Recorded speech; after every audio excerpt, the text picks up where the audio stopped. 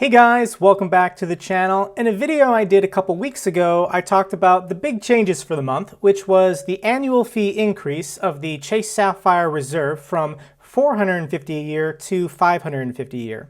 And in that video, in the comments section, there were a lot of people who were saying, well, now is the time to downgrade my card from the Chase Sapphire Reserve to the Chase Sapphire Preferred.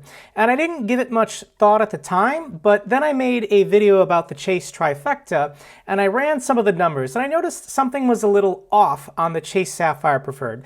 In today's video, we're going to talk about that. First thing I'd like to point out about the Chase Sapphire Preferred and the Chase Sapphire Reserve is there is a difference in the sign-up bonus. Usually the more expensive card has the higher sign-up bonus, but in this case, unless there's a special promotion going on, the Preferred is offering a 60,000 point sign-up bonus for $4,000 in spend, and the Reserve is offering 50,000. If you haven't figured out why they're doing this, it's because of their redemption portal bonuses. The Preferred card offers you a 25% boost when redeeming your points in the portal, and the Reserve offers you a 50% boost when redeeming your points in the portal.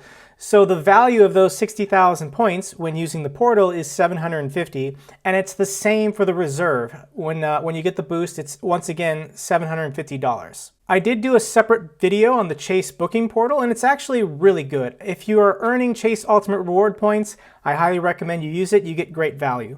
Real quick, let's go over the benefits of each card, and the Preferred gives you 2x points on travel worldwide, 2x points on dining, and then you get that 25% boost. You also get 5x points on Lyft rides, and the annual fee is $95. For both cards, you get a DoorDash subscription if you value that at all. And for the Reserve, you get 3x on travel, 3x on dining, the 50% boost, a $300 annual travel credit, Priority Pass Select membership, and then you get a $60 DoorDash credit plus 10x points on Lyft rides, and you get Lyft Pink membership, and the annual fee is $550. Now, if you just look at the annual fee for these two cards, you've got to be saying, Jake, it's not even close. You know, the Chase Sapphire Preferred is only costing me $95 a year. And that Chase Sapphire Reserve, it's too heavy, it's too overloaded with stuff that I don't want and need. It's costing me $550 a year, that's too much. And is it? I mean, this is going to be interesting, but I actually think that you're better off, if you travel at all, getting the Reserve card, and let's go through the math. First thing we got to address is the $300 travel credit. This is a very broad category that is applicable to triggering this credit. So if you subtract the $550 annual fee, the effective annual fee for the Chase Sapphire Reserve is really only $250 a year. So we close the gap by a significant margin. The Preferred is costing you $95 a year, and the Chase Sapphire Reserve is costing you $250 a year.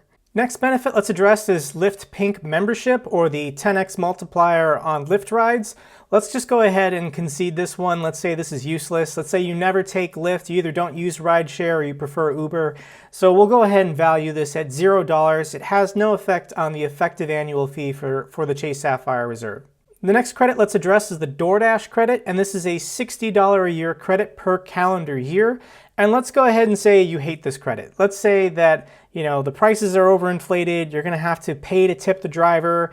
You normally just, you know, buy groceries and eat at home every night, so forcing yourself to eat out at a restaurant or order takein is, you know, costing you more money.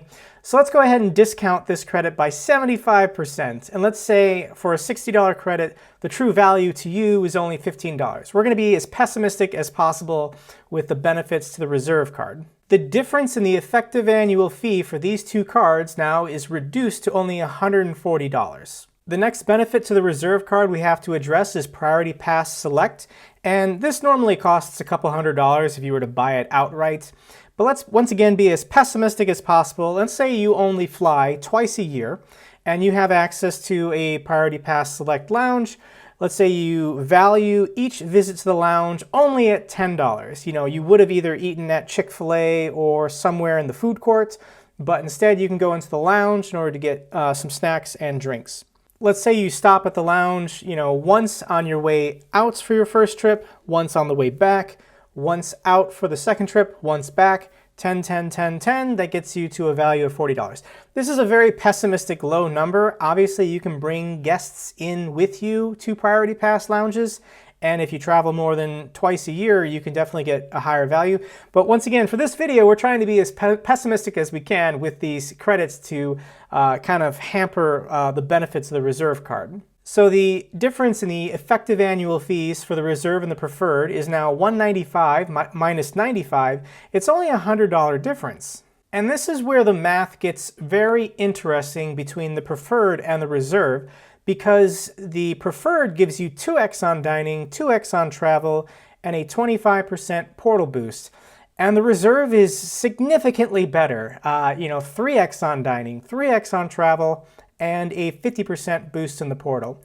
When you just compare those ratios of 2 to 3, the Reserve is 50% better on dining, 50% better on travel, and probably, like 25% better on portal boost. Another way to think of this is pretend like these two credit cards are runners, and they were going to run a race, and the Chase Sapphire Preferred is going to get a $100 head start, because that is really the effective difference when you pessimistically value all the benefits and credits to the Reserve. So how long or how quickly does the Reserve overtake the Preferred when it earns you more points on the two important categories and when it gives you a better portal redemption? How quickly does the Reserve overtake the Preferred on just everyday common spending? So let's go ahead and plug in some numbers, and I'm going to assume that you spend about $300 a month dining out, and you're earning 2 points per dollar spent. So over a year, you'll earn about 7,200 points dining out. Now multiply that by the portal boost, and you're going to get a value of $90. We're also going to assume that you're going to spend $3,000 this year on travel, times 2 points, 6,000 points, multiply it by the portal boost, you get $75. The total value you're getting from the Chase Sapphire Preferred in a year is about $165. If you think $3,000 a year spent on travel is a little high, then perhaps you don't need or want a travel credit card, and you would be better served with a no annual fee cashback card. But I'm assuming that you got this travel credit card in order to do a decent amount of traveling in the year, at least $3,000 worth. Let's now do the math for the Chase Sapphire Reserve with the exact same dollar spent. $300 a month dining out, times 12, times 3, 10,800 points. Multiply that by the portal boost, you get $162 worth of value. We now actually have to discount the travel dollar amount. You don't earn Chase Ultimate Reward points on that first $300 that triggers the travel credit. So you're only going to be able to multiply 2,700 times 3. That gets you 8,100 points. Multiply that by 0.015. You're going to get $121. Let's go ahead and round that up to $122. The total value for the Chase Sapphire Reserve that you're getting from points is $284. So with the exact same numbers, with the exact same budget, being as pessimistic as possible about the benefits of the Reserve card, you get value of $165 from the Preferred and $284 from the Reserve. So did the Reserve overtake that $100 difference in the effective annual fee? And yes, it did. 285 minus 165 is 119. So every dollar you spend beyond the, the conservative numbers that I plugged in for the purpose of this video, you're losing value if you hold the Preferred. If you're holding the Preferred and not the Reserve, based on all of the assumptions that we've made in the video so far, you're just losing money, you're losing value. Now you might be thinking, well, I don't use the portal, let's ignore the portal. I just get my Chase Ultimate Reward points and then I cash them out, on a statement credit. If you do that, then you really shouldn't be paying a $95 annual fee to effectively be getting 2% cash back. If you just want to get 2% cash back on dining and travel, just get the Citi Double Cash. It's a no annual fee card and you won't have to pay a $95 annual fee.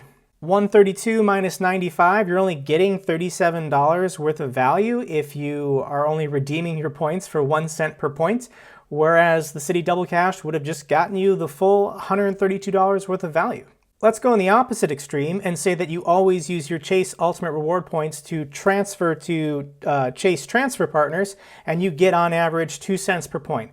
When you do this, it actually gets even worse. You know, if you're now increasing the amount of redemption value for your points, then the gap gets bigger. You know, 378 minus 264, 114. This is not a way for the preferred to get better either. If we plug the Chase Sapphire Preferred into a fake budget, you know, total spend $20,000 in a year, this is, you're using the Preferred in a Chase Trifecta setup with the Freedom and the Freedom Unlimited. Once again, every point you earn, you're multiplying it at that portal redemption rate at a lower value. So you're not getting as good of, basically the more you spend, the worse it gets for holding the Preferred instead of the Reserve. So what are my final thoughts after thinking about this? And I think it's deliberate. I think that the Chase Sapphire Reserve has been documented as a huge dollar loss for Chase Bank. And when they increase the annual fee, getting people to downgrade to the Preferred is actually helping Chase. Like, even with the $100 increase in order to, you know, stop the hemorrhaging for how much this card is costing Chase Bank, having people downgrade to the Preferred card is a better option still for Chase Bank. It's a win-win. You know, either people keep the card and they pay an extra $100 to help Chase not lose so much, or they downgrade to the Preferred and they're earning fewer points, they're getting less portal redemption value. This is a win-win for Chase no matter what. In the end, I still think the Chase Sapphire Reserve is a great card. You know, both cards still give you awesome travel protections. You know, you could argue that the travel protections and the no foreign transaction fees and the fact that it's a Visa is worth the $95 just to hold the Chase Sapphire Preferred. It's really up to you and, you know, what you use your cards for and how often you travel. But yeah, I would not recommend that people get the Chase Sapphire Preferred. Okay guys, if you like this video, give it a thumbs up. If I made any mistake with my math or you know something I don't, please leave a comment down below. I am not perfect. And if you haven't subscribed to my channel, consider subscribing. I post weekly about military and finance topics. And until the next video, take care.